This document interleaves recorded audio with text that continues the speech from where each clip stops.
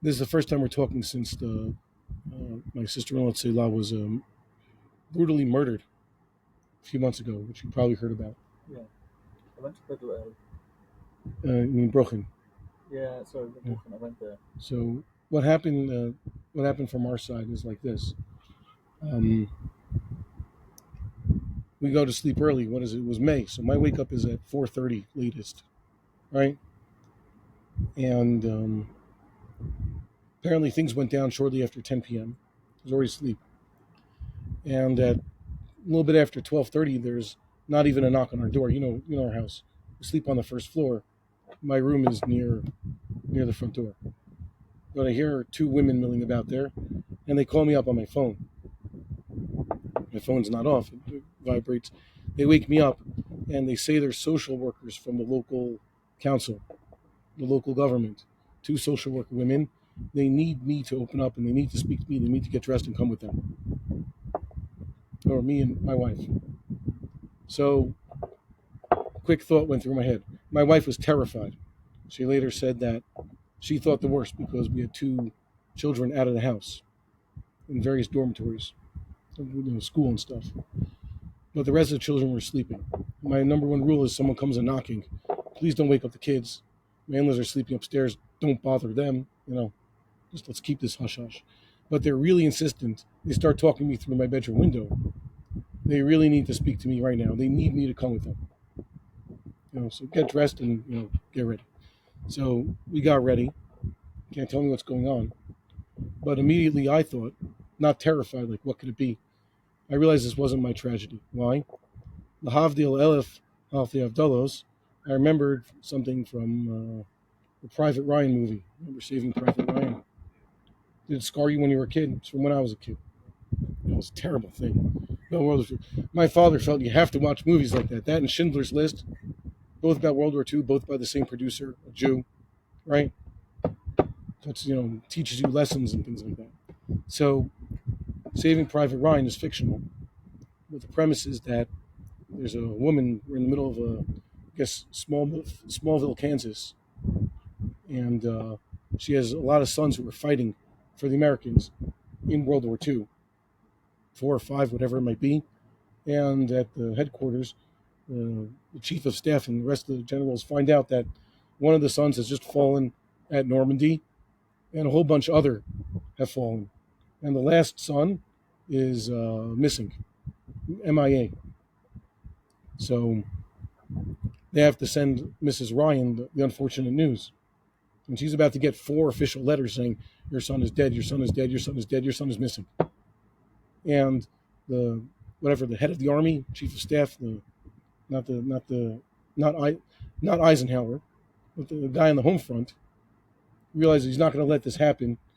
He's going to make a mission to find the missing son and just send him home. That's the premise. And it brings up all sorts of ethical things. But Mrs. Ryan has to get the news anyways. So the scene is a very poignant scene where you see a military vehicle drive up to the Kent farm there in Smallville, Kansas, where Mrs. Ryan lives. Might have been the same set. And she realizes, there's an army vehicle coming to her isolated farm in the middle of nowhere. And she realizes already what's going on. You didn't even see her face. Just the body language dictates the scene. And she's there to open up the door just as the car pulls up. And some official-looking military guy is the driver and gets out. And in the passenger seat, he's bringing the galach. And they both doff their hats, and they try to walk over to Mrs. Ryan. And she falls on her, she only falls down when she sees them. So what's the galach doing there? Oh, he knows what galach is. That's part of his language. Galach is the comer, the Christian clergyman. What? Yeah, it's Hebrew. Okay. Galach is Yiddish slang. They used to be the various Christian clergy in Europe would shave their heads. Just like the Rambam says, Komer Yovad Azara. Why are you not allowed to shave your payas? Because they used to shave their heads that way. So Galich, from the word Giluach, Hitgaleach, became the Yiddish slang for a Christian clergyman. Okay? So he brings the Galich. Why does he bring the Galich there? Was the official army guy going to break the news to her? That's going to hurt her. Maybe this guy, the Galach, knows her, is close to her, a little bit more sensitive to things. So I realized that these social workers from the local council were not our neighbors, are coming to get me. They need me to come with them. There's important stuff to talk to me, but they need me and my wife to get dressed and go with them. I realized it's not news for me. They need me to intervene. They need me to be the Galach. They need me to go somewhere and begin to think, oh no, what neighbor or friend has some sort of needs an intervention in the middle of the night and I have to go there and talk to him. My wife has to go talk to her wife or something. His wife, That's what I immediately realized. This is not about me. Because they need someone. I thought of the type of guys who probably have this job or called upon and things. I was thinking, for example, good old Rabbi Johnny Solomon. We have a YouTube video together. He's probably the type of guy who's been called upon many times in the middle of the night or whatever to intervene, to be the one who has to break the news. So we let them in eventually. And we just said it. There's been attack and your sister-in-law has been killed. So my wife was already, she was, like I said, she was beside herself, terrified. What could it be? But then she heard this and, okay, it's like, she just, thank God it's not one of the children, but it's still terrible. And I told her, no, we have to be strong. The reason these women are coming for us right now is because we have to intervene. We have to go tell your parents. My father-in-law is not in such good shape. How's my mother-in-law going to take it? So that's what we have to do. We have to be very quiet, not to let scream anything. Don't wake up the kids. Don't wake them up. My wife is going to have to find a way to wake up her parents, go into their room, wake them up, whatever, and break the news to them. So this drove home a point that we didn't get a chance to properly grieve. Of course, in the morning, tell the kids one by one what happened. So that was certainly not a fun thing. And then, thank God I didn't have to be there when Hananel had to tell the boys what happened. They thought, everybody knew it was supposed to be a boy. Right? Everybody was prepared for the bris already. The food was bought. The mall was ready. All the preparations were in advance. There was a whole load of junk food with my mother-in-law upstairs for this event. And tell them then, mom's not coming back and there's, the baby's hospitalized was pretty bad. So we didn't have time to properly grieve this, because we're not the ones who are going to be sitting shiva. Even my in-laws, technically not. Now, there's a forgotten halacha on the books that when one is with a karov who is sitting shiva, let's say you have chas v'shalom, whatever it could be, karov, one of the shiva krovim is sitting shiva, so you're in your presence, you act like you're sitting shiva also. That's regarding the yisurim. What about the deep emotional impact? Thank God. We should live to see already Tchias Mason gets to the part where it never happens. I never had to sit shiva. Neither has my wife. But it certainly was something that was taken very personally. My wife spent basically the entire time with her brother after that, as much as she could. And we realized that it brought the tragedy of this war right in front of us. Now, normally, there are certain people who are more in danger. They're carrying a gun right now, right? And some of your friends eventually hunted down and killed the killer, thank God.